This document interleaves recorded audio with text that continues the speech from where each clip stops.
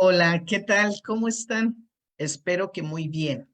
Estamos dando inicio a la segunda píldora Educaréis.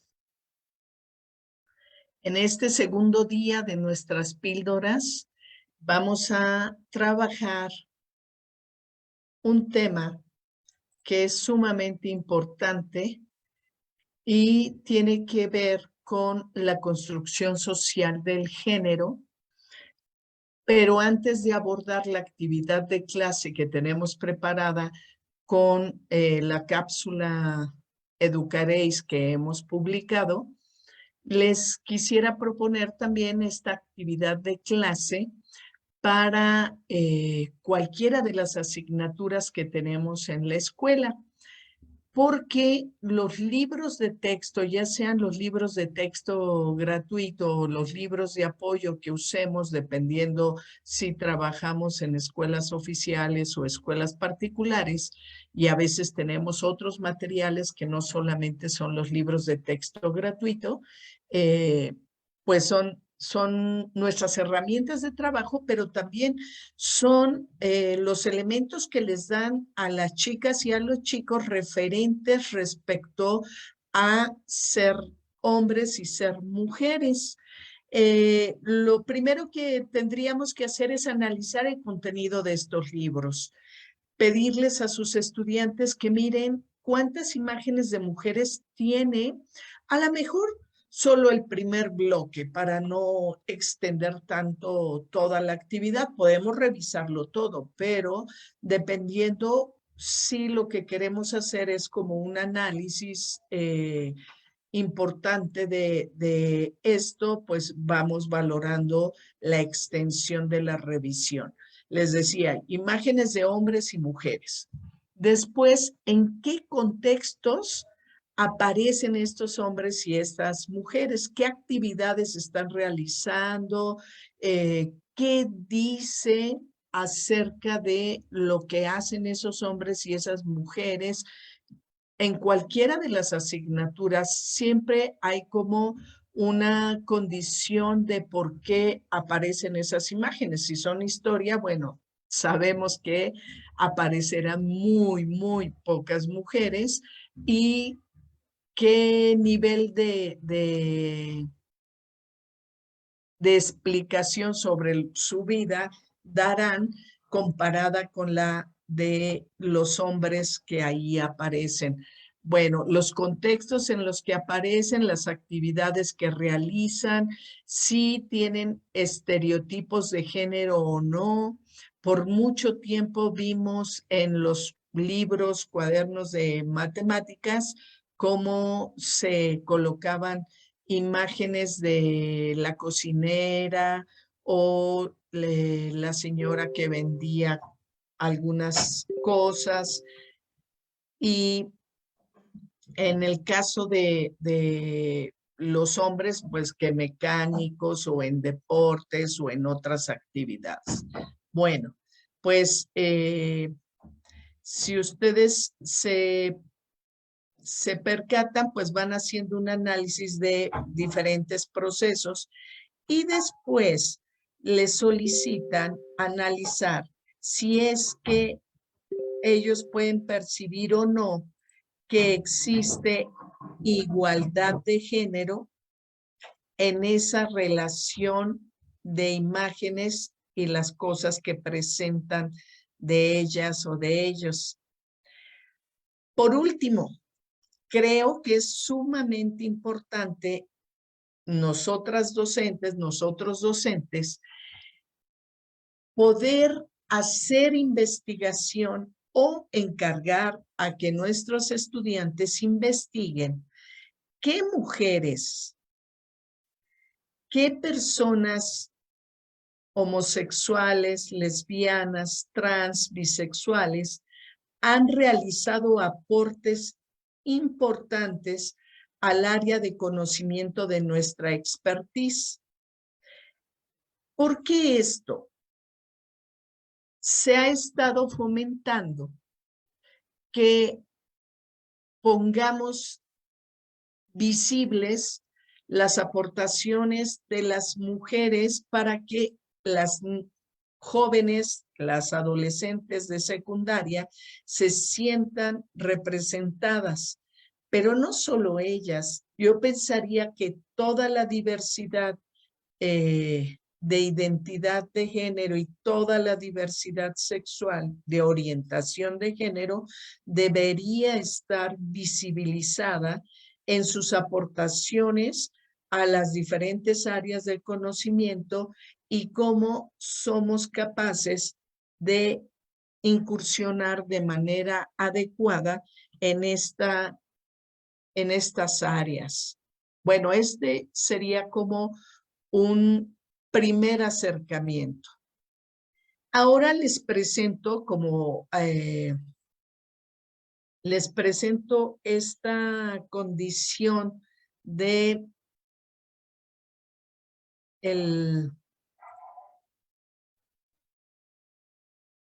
perdón, estaba quitando una cosa que me estorbaba y que parecía que se veía un poco raro. Esta condición de actividad de clase que presentamos en Telegram, ahí les pongo la fecha de cuándo fue presentada para que ustedes puedan verla y tenerla de manera permanente el 20 de diciembre del año pasado. Subimos esta actividad de clase para secundaria. El tema es la construcción social de género y las normas del género. Y les proponemos revisar en nuestro sitio Educaréis la parte del glosario que nos ofrece el cuadernillo de la UNESCO de orientaciones técnicas sobre la educación en sexualidad y videos para estudiantes de 12 a 15 años. Con ello, pondremos a abordar las ideas clave y los objetivos de aprendizaje en relación al género. Por ejemplo, el practicar acciones diarias para influir en el papel de género, en papeles de género más positivos en sus hogares, en las escuelas y en las comunidades. Esto, si lo logramos, pues es una forma de incidir en las habilidades que tendrán sus estudiantes para el futuro y para la toma de decisiones en su vida personal. Ahora, fíjense bien, esta es la forma en que se presenta en Telegram. Tenemos una imagen, tenemos el título y un pequeñísimo resumen, pero si vamos a nuestra liga del sitio Educaréis, quiero ir, pero no me está dejando. Ya lo tengo. Si voy a mi sitio, le doy clic y me lleva exactamente a esta parte que tenemos aquí. Les decía que aquí les decimos que deseamos contribuir a esclarecer la terminología que suele confundirse o tomarse como sinónimos cuando hablamos de sexo y género. No son la misma cosa y a las demás diversas formas de asumir nuestras identidades, y consideramos que es fundamental que el estudiantado pueda construir una clara idea de cómo se construye el género y qué pueden experimentar una construcción libre de estereotipos o normas sociales dominantes. Y entonces colocamos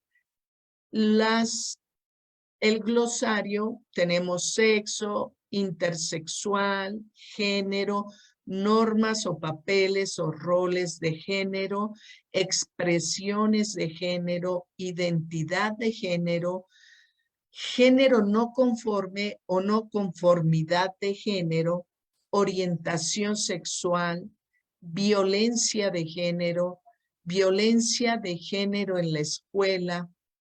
Otros términos que hay ahí son violencia homofóbica, violencia transfóbica.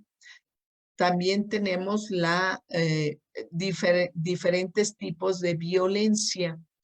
Y aquí les planteamos varios objetivos de aprendizaje para estos estudiantes. Algunos tienen que ver con construir conocimientos, como identificar las normas de género que dan forma a la identidad, los deseos, las prácticas y la conducta. Examinar cómo las normas de género pueden ser dañinas, pueden influir de manera negativa en las elecciones y en las conductas de las personas. Esas dos son conocimientos. Ahora veamos uno que construye, bueno, dos que construyen actitudes. Reconocer que las creencias sobre las normas de género son creadas por la sociedad. Hemos dado por natural, pero nada de esto es natural. Reconocer que los papeles y las expectativas de género se pueden cambiar. Incluso se han cambiado a lo largo del tiempo.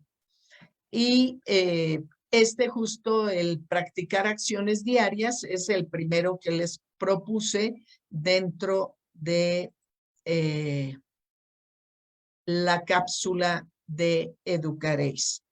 Ahora les quiero compartir 3 videos que son cortos. El primero de género e identidad sexual no se los voy a compartir porque es un poco largo y es un video que está construido desde los profesionales de la telesecundaria que hacen materiales muy interesantes y en ellos hay entrevistas a jóvenes, hay opiniones de chicas y chicos de secundaria que dan su punto de vista. Aquí voy a presentar estos 3, pero me gustaría que hiciéramos un ejercicio quienes están acompañándonos aquí y quienes están acompañándonos en la plataforma de Educaréis o en la plataforma de la coalición y pueden escribirnos. Me encantaría que pudieran escribir qué preguntas creen que harían sus estudiantes al ver estos videos o qué les preguntarían ustedes a sus estudiantes después de ver cada video. Bueno, pues vamos a empezar con el primero. I think we should explore a few solutions. Grammarly ensures your writing conveys confidence, so every message. ¿Qué tan diferentes somos las mujeres y los hombres?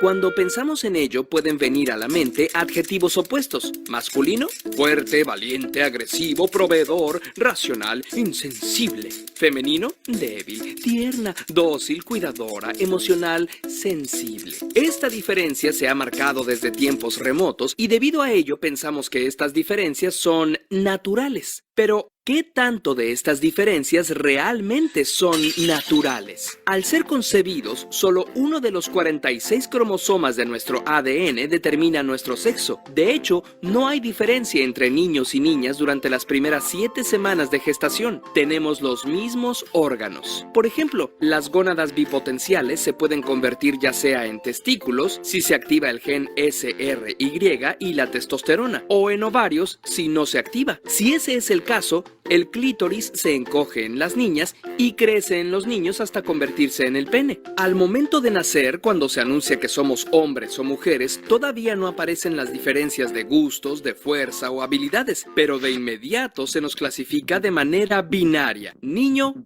o niña. De todas formas, marcar la diferencia solo por los genitales no resulta sencillo. Casi 2 de cada 1000 personas que nacen presentan variaciones en sus partes genitales que no son fáciles de clasificar. A esas personas se les considera intersexuales y en algunas ocasiones en ellas se han practicado operaciones para modificar sus genitales y así clasificarlos dentro de uno u otro sexo. Una vez que somos clasificados, se nos educa de acuerdo con lo que se espera del sexo asignado. Ropita rosa para la niña y azul para el niño, carritos para él y muñecas para ella, vestido para la niña y pantalón para el niño. Se espera, por ejemplo, que los niños no lloren o que las niñas no sean sean intrépidas. Esas reglas de comportamiento las hemos asumido como si fueran diferencias biológicas, es decir, que tienen que ver con nuestro cuerpo. Sin embargo, es importante decir que no tienen nada que ver, aunque durante la pubertad se suelen marcar algunas diferencias biológicas. Los hombres por lo general crecen más, tienen más pelo en el cuerpo o son más fuertes, pero incluso esta regla está llena de excepciones, y estas tampoco tienen que ver con lo que se espera de nuestros comportamientos. Entonces, a partir de esas diferencias biológicas y de comportamiento que muchas veces no son tan claras ni tan determinantes, vamos construyendo nuestra identidad. Esta puede ser de sexo, pero también de género, que es justamente la que tiene que ver con esas normas de comportamiento y con las expectativas sociales sobre el ser masculino y femenino. Simone de Beauvoir, una prominente escritora francesa, dijo en 1949, "No se nace mujer, se llega a serlo", refiriéndose a que las características que entendemos como masculinas o femeninas son resultado de procesos culturales construidos socialmente. En ese mismo sentido, tampoco se nace hombre, se llega a serlo. La relación entre hombres y mujeres o los roles femeninos y masculinos no son iguales entre una sociedad y otra, ni han permanecido estáticas a lo largo del tiempo. La manera en que se visten hombres y mujeres es diferente en distintas culturas, así también las labores o trabajos que realizan, incluso los derechos políticos, legales, civiles, son diferentes para cada sexo en diferentes países. Lo más grave es que esas diferencias sexuales han sido y son utilizadas como justificación para mantener una forma de desigualdad en las sociedades y establecer entre pueblos y naciones una idea de jerarquía que subordina a las mujeres en general. Por ejemplo, durante mucho tiempo, a la mitad de la población mundial, a las niñas en concreto, no les fue permitido aprender a leer o escribir. Hoy en día, Malala Yousafzai, por ejemplo, lucha por el derecho a la educación de las niñas en su lugar de origen. Apenas hace unas décadas, las mujeres han obtenido el derecho a votar o a decidir con quién casarse, pero esto aún no sucede en todo el mundo. La filósofa Silvia Federici ilustra bien este punto cuando dice: "Las diferencias no son el problema es la jerarquía". Si los rasgos biológicos no determinan el comportamiento ni la identidad de las personas, no tendríamos por qué aceptar que estos influyen en los derechos, oportunidades y libertad para tomar decisiones. Un sexo no es inferior a otro. ¿Te has detenido a pensar por qué se dice "pareces una nena" como insulto? Curiosamente. Si te gustan nuestros videos, suscríbete.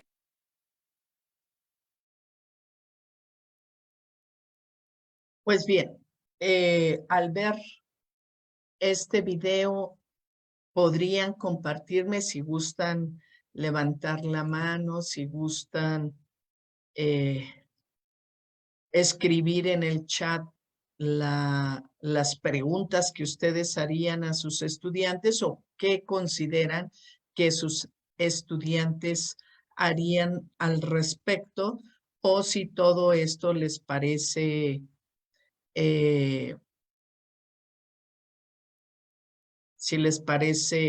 adecuado. Alguien que quiera participar, que tenga interés por compartir.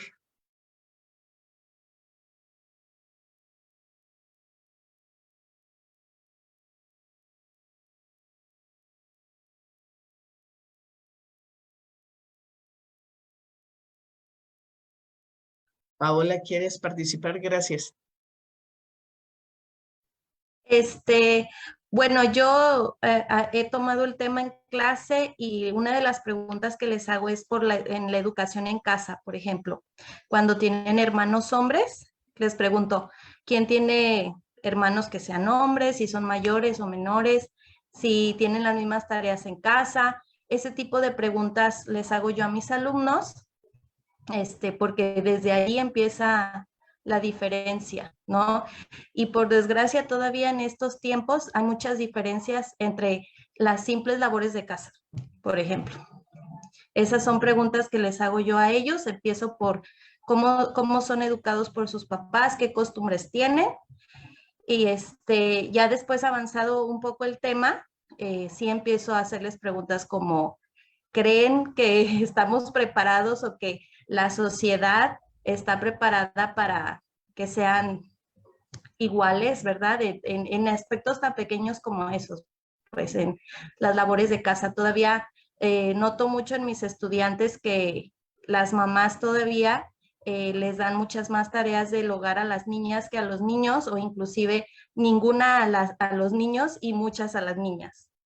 ¿Y qué piensan de eso? ¿Qué reflexiones hacen sobre ello? Pues las niñas, yo he notado en esta generación, especialmente después de la pandemia, ya están mucho más conscientes de que no debe de ser así. Ellas reflexionan sobre si en algún momento ellas tuvieran hijos, que no harían esas diferencias ya. También exponen mucho cómo ellas dicen que es injusto, por ejemplo, a sus papás, ¿por qué mi hermano no tiende su cama? ¿Por qué mi hermano no me ayuda a lavar los trastes? ¿Por qué él no puede barrer la casa? ¿No? Y no hay ni siquiera una respuesta como pensada, simplemente es porque sí, porque no, no hay una explicación. Pero ellas están siendo conscientes de que eso es injusto, no está bien. Uh-huh. Los chicos de tu aula comprenden que tienen una condición de privilegio, se Sí dan la entienden, cuenta. sí la entienden perfectamente. De hecho, en esta generación de los que salieron de secundaria, de tercero de secundaria, eran tan conscientes que a mí me costó muchísimo trabajar en que las niñas hablaran dentro del salón, porque tenía un grupo de niños muy, no sé cómo decirlo, como muy machos, no sé, no sé cómo explicarlo, como muy, con unas conductas machistas muy marcadas. Y ellas estaban como todas calladitas todo el tiempo, con miedo a exponer sus ideas, a decir, sí están muy conscientes. Hay niños, me alegra que ahora hay niños, por ejemplo, que vienen de primero de secundaria, que ya son mucho más conscientes y respetuosos de toda esta situación, ya no hay tanta burla ni carrilla, por decir así, entre ellos sobre estas cosas. Y los de primero sí noto que hay un poquito más de equilibrio con respecto a eso. O sea, sí hay niños que ayudan mucho en casa, que los tratan igual que a sus hermanas, o que inclusive tienen un poco más de responsabilidad por ser mayores hombres mayores en casa, y pues cocinan, ayudan a hacer el lonche de los hermanos. Entonces, creo que sí va a haber un cambio, sí noto que va a haber un cambio por esta concientización.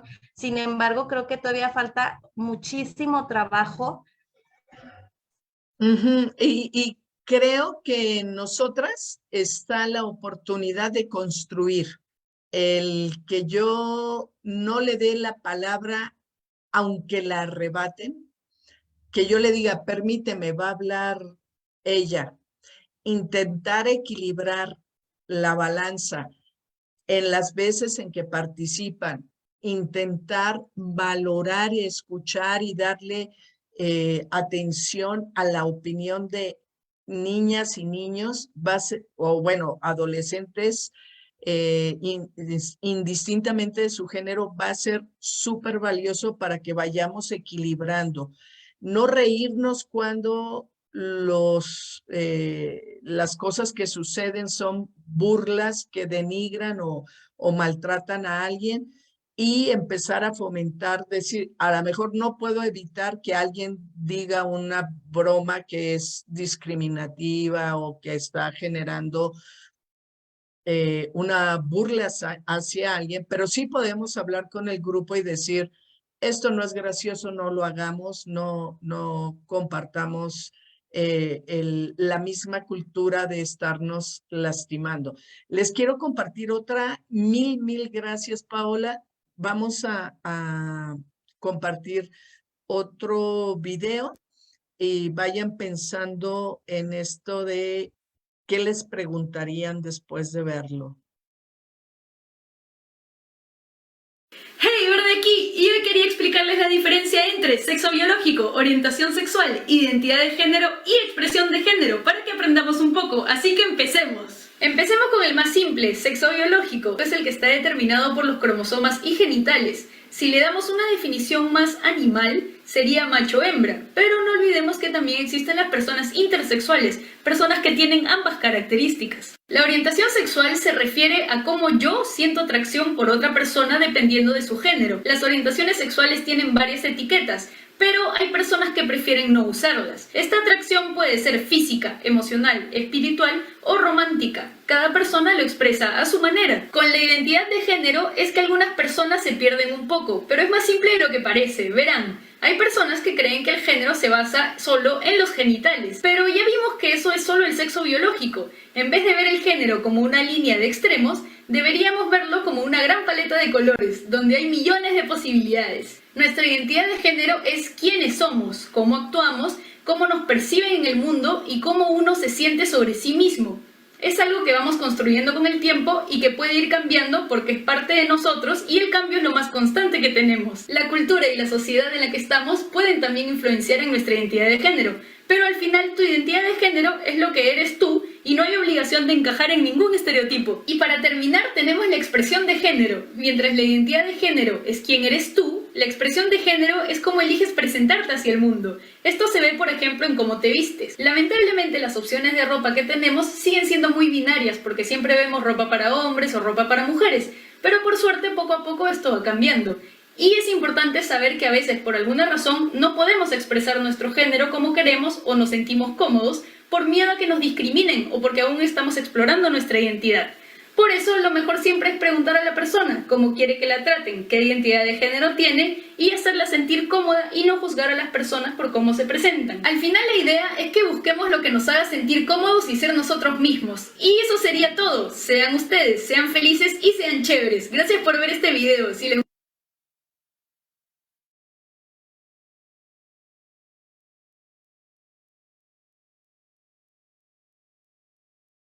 ¿Qué podríamos preguntar ahí? ¿Vieron las diferencias entre sexo biológico, género, identidad de género, orientación sexual y expresión de género? ¿Cómo levanta la mano? Fernando, te escuchamos. Maestra, licenciada, aquí está el asunto muy complejo porque yo trabajo en una secundaria aquí en Tlaquepaque, en Las Liebres. Voy a abrir mi cámara, estoy desde un celular, porque no. Dice, por favor, otorgue permiso.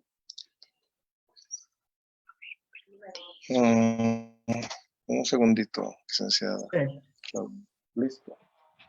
Entonces, yo tuve un problema con relación a la identidad de género, licenciada. Yo tengo una niña en segundo, niña en la cuestión biológica, como lo menciona también un apartado, y macho, hembra, y la niña me dice, o genital, me dice que ella es niña, pero quiere ser un niño. Así tal cual. Y créanmelo, quienes están ahí en el panel, que es complicado, muy complicado.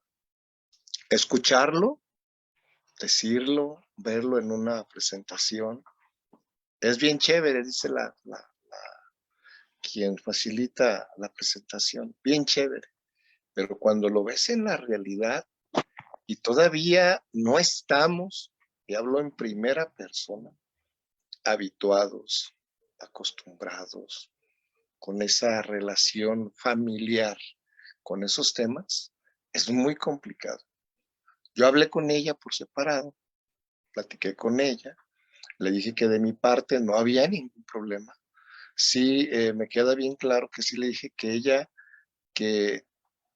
ella me dijera cómo ella se siente feliz y cómo quiere que la traten en el aula, en el salón de clases, y cómo le podemos ayudar para que ella pueda desarrollarse siempre y cuando, no sé si esté bien o mal, ahorita la dejo aquí al panel, siempre y cuando también haya el acompañamiento de la familia, desde luego, porque creo que es fundamental cerrar ahí el círculo desde mi punto de vista o desde mi poca experiencia en este tema, con relación a cómo buscar empatar o ser empático y que ellos se sientan cuando menos escuchados por parte del autor. Y acompañados, ¿no? Porque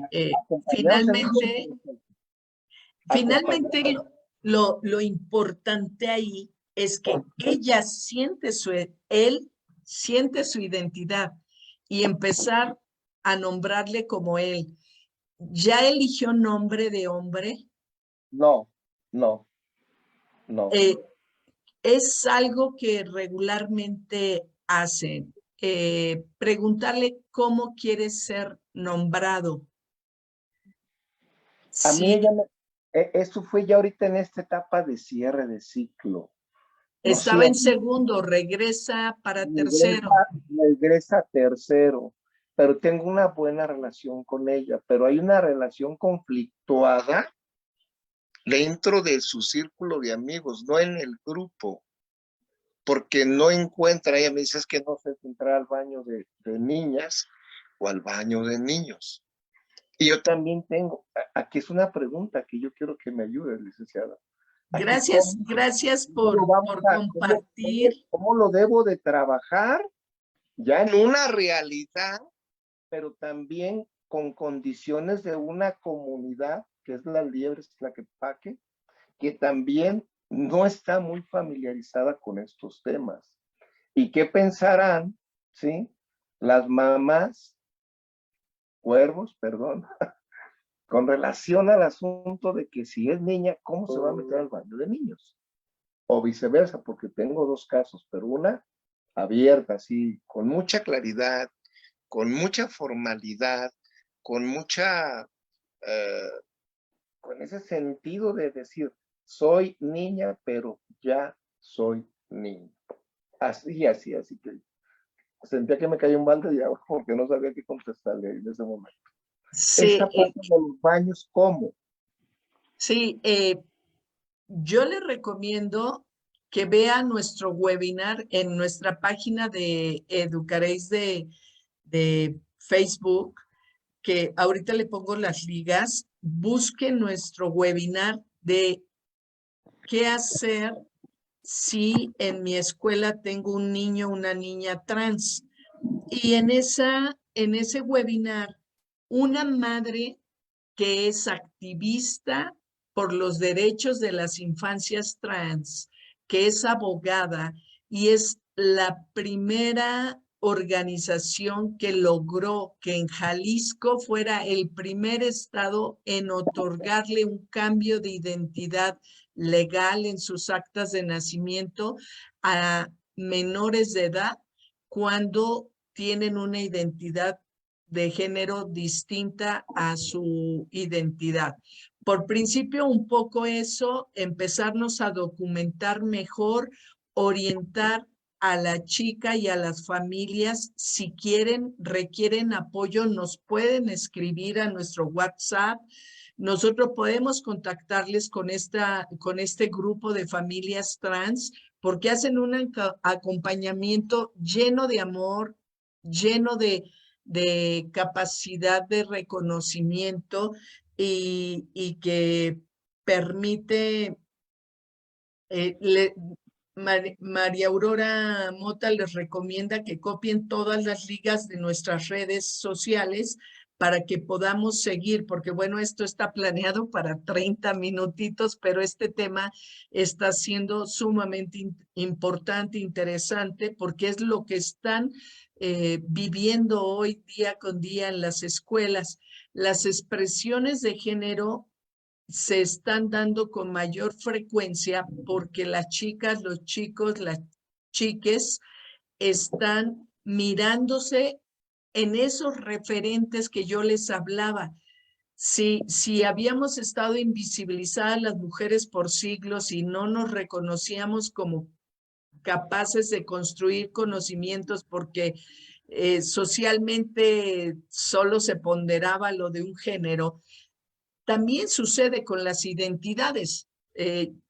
Con certeza, personas con identidades de género y con orientaciones sexuales diversas han existido todo el tiempo, pero no se mostraban con la fuerza en que hoy jóvenes se están mostrando a edades más tempranas. Y yo creo que eso es súper importante, que vayamos nosotros también rompiendo nuestros esquemas y entendiendo qué sucede. No es moda, la identidad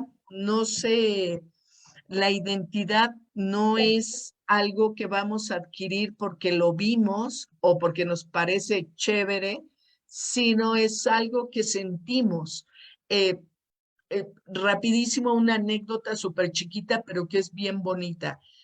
Un niño entra a un restaurante con su mamá, tenía 4 añitos el niño, y ve en una mesa a una mujer trans y la escucha hablar con voz gruesa, con señales evidentes de que es una mujer trans. Y le dice a su mamá: yo soy como esa señora, porque lo siente, porque lo sabe. La identidad se puede construir a lo largo de la primera, segunda infancia, en la adolescencia, en la juventud. Algunos se reconocen y se espejean antes, otros pueden pasar mucho tiempo y no tienen la capacidad de nombrarlo, pero lo sienten. ¿Me explico? Entonces, bueno, le recomendaría eso, que mire ese webinar, que también les recomiendo a todas, a todos que nos acompañan, a todos, que vean otro webinar que es sobre el marco curricular. En él van a tener oportunidad de mirar a una doctora, una académica, una hermosa doctora, Jonás Larios, que les habla sobre la importancia de la igualdad de género y las identidades genéricas en ese webinar que hicimos el 16 de marzo. Ese tengo muy presente la fecha, porque lo recomiendo mucho, porque es el nuevo marco que nos va a regir en la educación básica en nuestro país.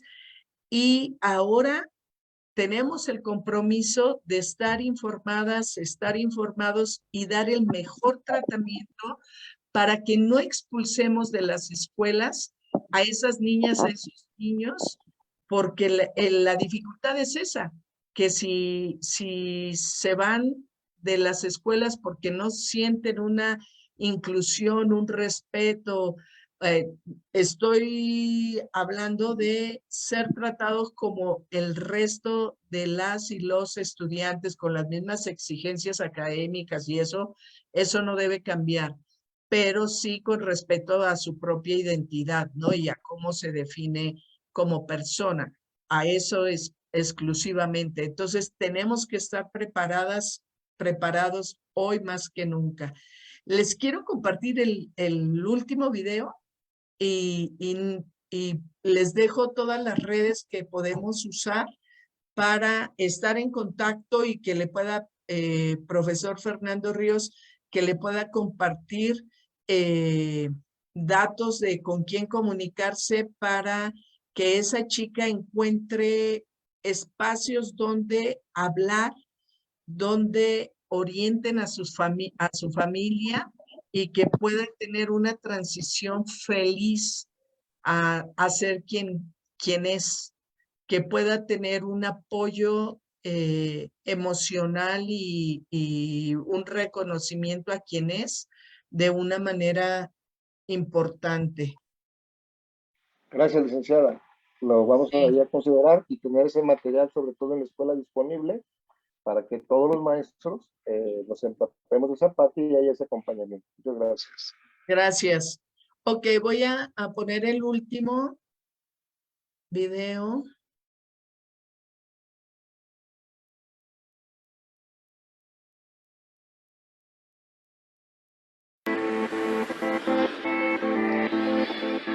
Cuando la vi me quedé como sorprendida. Él era un chico y se vestía como mujer. Era el hazmerreír de todo el colegio. Un varón, venir de pollera corta. No es nada natural por algo está el hombre y la mujer para procrear la especie juntos. A mí no me gustaba, me daba asco. Fue difícil, imagínate que yo era como la mariquita. Sentís angustia, no te entienden. Tenés miedo de que te excluyan. Es una persona que vive, que tiene hermanos, que tiene familia, que tiene una historia. Si todas y todos aportamos algo, algún día el cambio va a ser muy grande.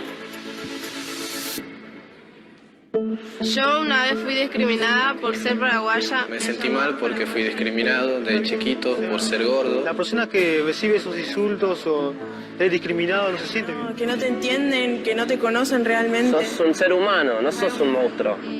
Gente que discrimina son ignorantes porque no saben. No me daba cuenta que lo hacía, cuando lastimando a la otra persona lo hacía, para mí era divertido. No tiene por qué haber un prototipo de perfección o un ideal. Son personas igual y hay que respetarlas igual. Todo diferente, pero en una igualdad de condiciones y en una igualdad de derechos. En la escuela se ve mucho la discriminación. Si hay un gay o una lesbiana, ay, mira el puto, retortilleras, minas, cosas así. Pero sí, es re común. Los chicos más nos discriminamos en cuanto a si sos gay, lesbiana. Va más creo que en la apariencia de cada uno.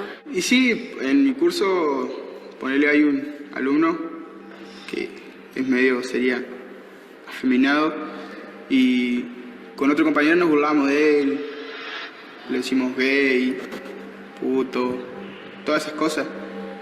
Es fundamental contar con el apoyo de la gente del INADI porque son un equipo de gente capacitada y tienen herramientas y tienen capacitaciones como para poder producir talleres, instancias donde se pueda poner a circular la palabra, los sentires, las percepciones que se tienen sobre las cosas y por lo tanto, si yo pongo a circular una palabra, sí o sí tiene que ser revisada mi condición. Nosotros trabajamos la diferencia como una característica constitutiva del ser humano, del sujeto, y entonces intentamos que ellos se respeten desde el momento en que se nombran. Este joven ni siquiera podía reconocerse con esta característica porque estaba censurada socialmente. ¿Qué pasaba si él reconocía que le gustaba el chico rubio? Lo empiezan a discriminar por cómo es. A mí me pasó estar con mi novia sentada en un bar de la ciudad de Santa Fe y que viniera el mozo y amablemente nos pidiera que nos retirásemos porque no era un lugar hecho para nosotras. Fue una situación muy dolorosa, muy humillante.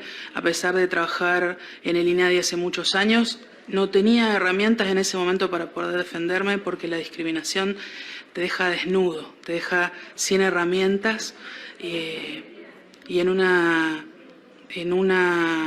profunda sensación de humillación y de dolor y de angustia que uno en ese momento realmente no sabe cómo puede manejar. La discriminación nace en base a una ignorancia, hay algo que yo no sé y como no sé me da miedo y como me da miedo te discrimino. Ustedes saben que nosotros a veces proponemos o un video o un texto. Hoy vamos a trabajar con una persona que nos parece sumamente importante de que ustedes puedan conocer su historia para lo que hablábamos antes, de ponernos en el lugar del otro y ver cómo el otro siente y lo que el otro o la otra ha tenido que atravesar cuando es tildado como anormal, ¿no? O simplemente por ser diferente.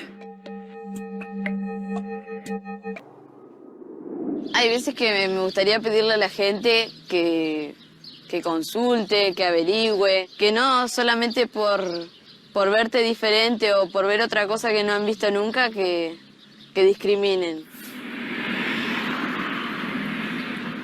En el secundario pasé un proceso fue bueno, mis compañeros me supieron entender, pero fue también algo como si lo que le pasó a una chica acá, me sentí también parte muy discriminada porque los otros no me entendían, pero yo sentía fuerza, o sea, tengo un carácter duro que a la vez me llevaba a impulsar a que yo quiero y debo, el otro lo único que tiene es respetarme. Bueno, yo inicié el secundario y fue difícil, imagínate que yo era como la mariquita, todo el mundo era el hazmerreír de todo el colegio. Ahora hay una ley que dice que ella puede tener identidad de género distinto a lo que anotaron en el Documento Nacional de Identidad.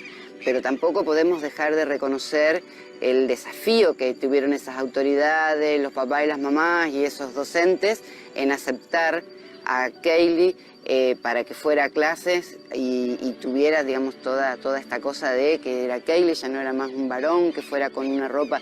En la escuela tuvo un significado muy profundo. Yo cuando discriminé a alguien, sinceramente ahora que me pongo a pensar, me siento mal porque más que nada yo creo que no me puse en el lugar de esa persona, sino que hablé sobre su aspecto, su apariencia, y no me puse a pensar en lo que a ella le podía llegar a repercutir en psicológicamente, digamos. Yo antes de hacer estos talleres, de que se incorporen a la escuela, creo que era una chica muy discriminadora y me vino bien, digamos, los talleres, me concientizó mucho y me gustaría concientizar a otros chicos, tratar de que esto se vaya moviendo, no solamente quede en mí, sino que vaya siendo fuera de la escuela, llevo a mi familia, llevo a mis amigos del barrio, trato de que más o menos todos tomemos conciencia de esto. Me gustaría de la sociedad que no ser tan señalada por ser quien soy. Yo creo que el gran porcentaje lo hace porque no conoce, desconocimiento, por ignorancia. Entonces yo digo, no puedo señalar con el dedo a la sociedad me discrimina cuando la educación recién se está implementando hacia la diversidad. No hay educación para la diversidad, no hay diversidad. Si se está concientizando la diversidad, eso va a llevar a que la sociedad cambie.